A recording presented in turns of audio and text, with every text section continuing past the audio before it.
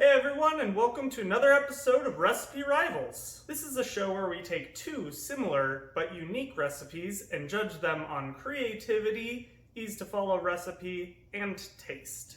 If you've seen some of our previous episodes, please consider subscribing below. At the end of the video today, we're going to be asking for your recipes for our next episode. But for today, we're going to go ahead and make two different types of brownies. Hey Serena, what do you call a sad brownie? A frowny.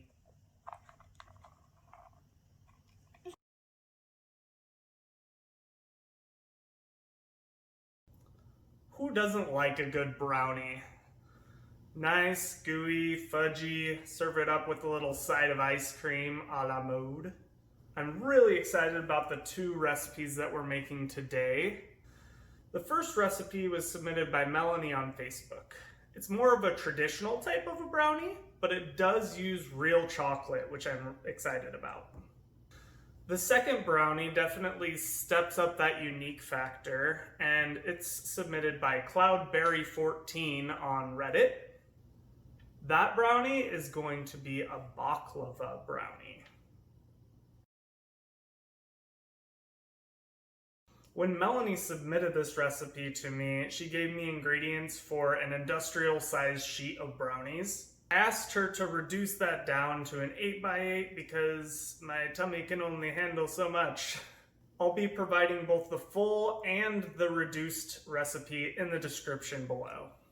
All the ingredients that I need for it I have right here. Make sure that you have these prepared before you get started on it. The first thing that you're going to need that's more on the unique side is Trader Joe's Pound Plus chocolate. We have both standard dark chocolate and 72% dark chocolate here. We're going to be using about a quarter of each of those bars for today's recipe.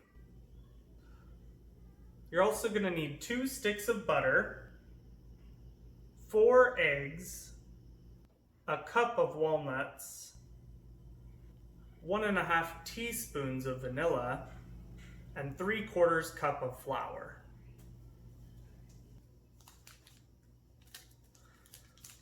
Before I get too deep into this, I just want to point out that this Trader Joe's chocolate is imported from Belgium. I thought that was kind of neat, and I'm really excited to see what this tastes like. And it has a cool message on the back that says, Pound Plus dark chocolate bars are imported direct from Belgium. They're made exclusively for Trader Joe's in a small town outside of Antwerp by confectionery artisans known for producing perhaps the finest chocolate in the world. Each bar weighs 500 grams, 1.6 ounces, more than a pound, hence the name Pound Plus. And since I don't want to make industrial-sized brownies, I'm just going to take a 1/4 pound off each of these.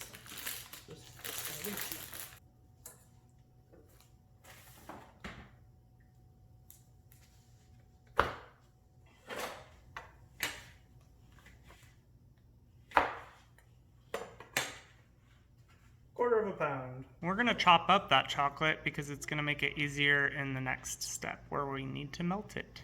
The first step to completing this brownie is to melt your butter and chocolate. And to do that, I'm going to use a double broiler method. What that means is I have a pot of water down here, and as that boils, it heats up this glass bowl and begins to melt the items inside. My wife actually pointed out, and I find it interesting, that this recipe didn't call for any sugar. I guess all the sugar comes from the chocolate that's inside of it.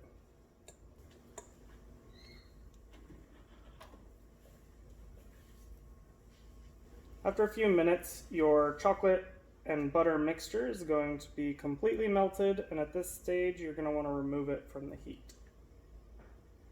Go ahead and crack your eggs and make sure that they're lightly beaten. At this point, you want to add the hot chocolate mixture little at a time. Since it is hot, you don't want to risk cooking your eggs.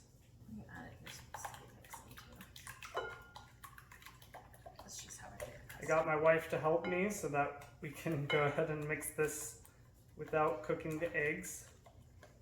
At this point, we're going to go ahead and add the vanilla. Mix that in really good. Gradually add in some flour.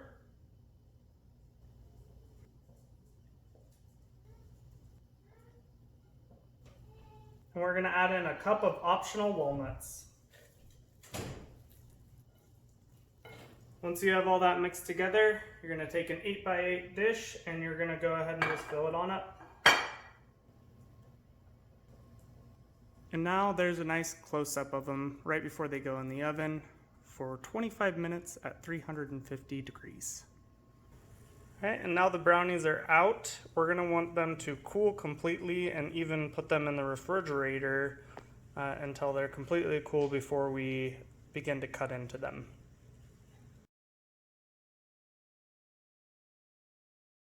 To make the baklava brownie, the first thing that we need to do is create a spiced honey syrup.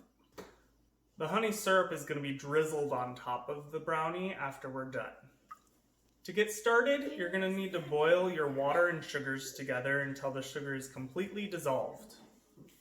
Then you're going to add a 1/4 cup of honey, 1.5 teaspoons of vanilla, a cinnamon stick, and 2 cloves. You'll boil that together for about 25 minutes on a simmer until it's ready. You're going to want to have that completely cool before placing it on the brownie. Now comes the brownie part of the baklava brownie. For that, you're going to need a whole lot of ingredients. We're going to start with a stick of melted butter. And then we'll add cocoa powder. To that, we'll go ahead and add the eggs and sugar. We'll put in some vanilla, salt, flour, and baking powder. Once we see that all of that is incorporated, we'll go ahead and add some chocolate chips. And I'm not gonna lie, this one's a little bit of a chore, but it wouldn't be a baklava brownie without some phyllo dough. Phyllo?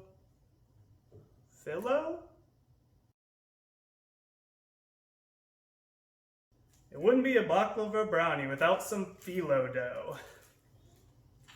In order to fit in my 8x8 pan and to ensure that I have enough phyllo dough, I'm going to just split this guy right in half. And the final piece of the baklava puzzle is some toasted walnuts. I'm going to throw these in the toaster oven for a couple minutes while we assemble our brownie. To assemble the brownie, you need your phyllo dough, an 8x8 pan, some butter, and a whole lot of patience. We're going to start by buttering the bottom of the pan and adding a sheet of parchment paper.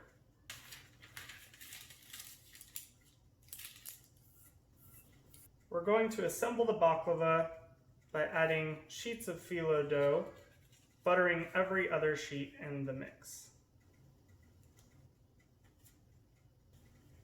You want to add 9 sheets to the bottom layer. At this point, I'll layer on about half of the brownie mixture that we had created earlier.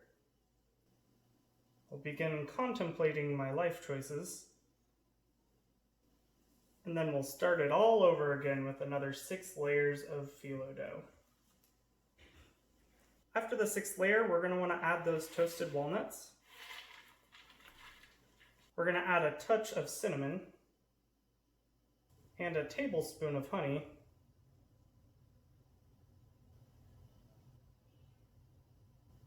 Before subjecting yourself to that horrific nightmare of 6 more sheets of phyllo.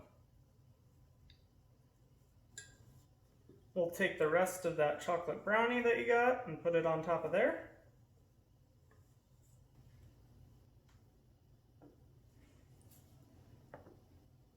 I'm finding it's very difficult to spread the brownie around without ripping up the phyllo.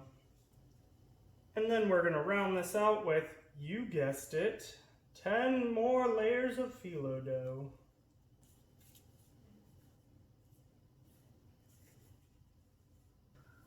Once you have everything assembled, you're going to need to cut the top layer into squares. And then we're gonna stick it in the oven at 350 degrees for about 30 minutes or so.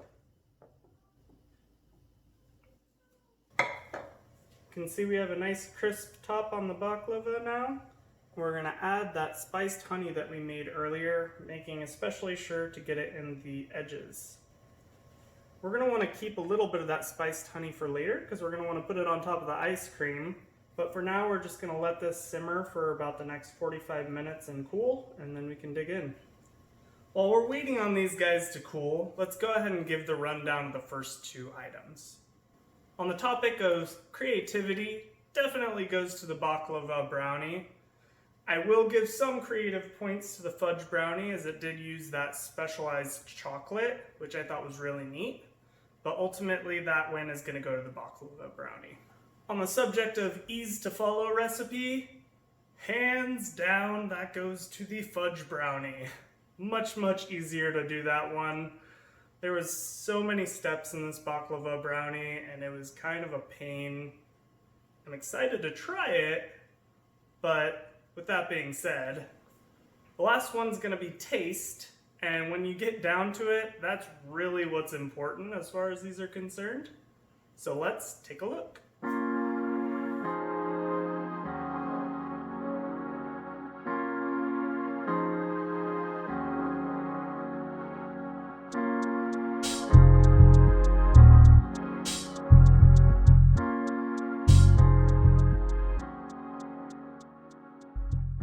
Alright, let's talk about taste now. First one I want to cover is that baklava brownie. Gotta say, it was a lot of hard work putting that one together. Lots of different ingredients, lots of steps, and then working with phyllo dough is definitely not my strong suit. But in the end, it really paid off. I gotta be honest, I'm not sure if I'm ever gonna make this one again because of how difficult it was to make it, but I'm glad that I definitely went and did that today. That spiced honey syrup on top was a very nice touch. The cinnamon and cloves came through, and the flavor was just phenomenal. Now moving on to the fudge brownie. I felt like something was missing. So I sent a message to Melanee after making these, and guess what? She forgot to add the sugar in the recipe.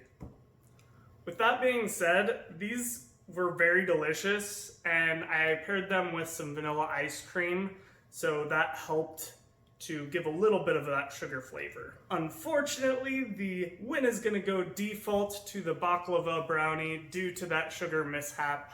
But the baklava brownie was a fierce competitor, and truth be told, I don't know if even a little bit of sugar in that fudge brownie could have made the difference. So congratulations to Cloudberry14, you've won today's episode of Recipe Rivals. Now I want to give you guys a little bit of an update on where we're at on how frequently I submit these episodes. I went into this super gung-ho and I said, I'm gonna do this every week. But as I do it, I'm slowly learning the very difficult effort that it takes to get these done that quickly. And also, I want to make sure I'm giving you guys enough time to submit your recipes so I can review and choose for the episodes. The next recipe that we'd like to focus on is salsa. So go ahead and send over your favorite recipes, or if you find a recipe online that you think would be good for this episode, send it on over. You can submit your recipes either through the comments below, through my Facebook page, Recipe Rivals, or through email at reciperivals.com. I'll be taking your recipes between now and June 26th, 2020. I'll be making the salsa on the 28th, and then we'll be posting the week after. I encourage you to share this with your friends and family so you could have a lot of different variety in here and have a good option set. Thanks and have a nice day.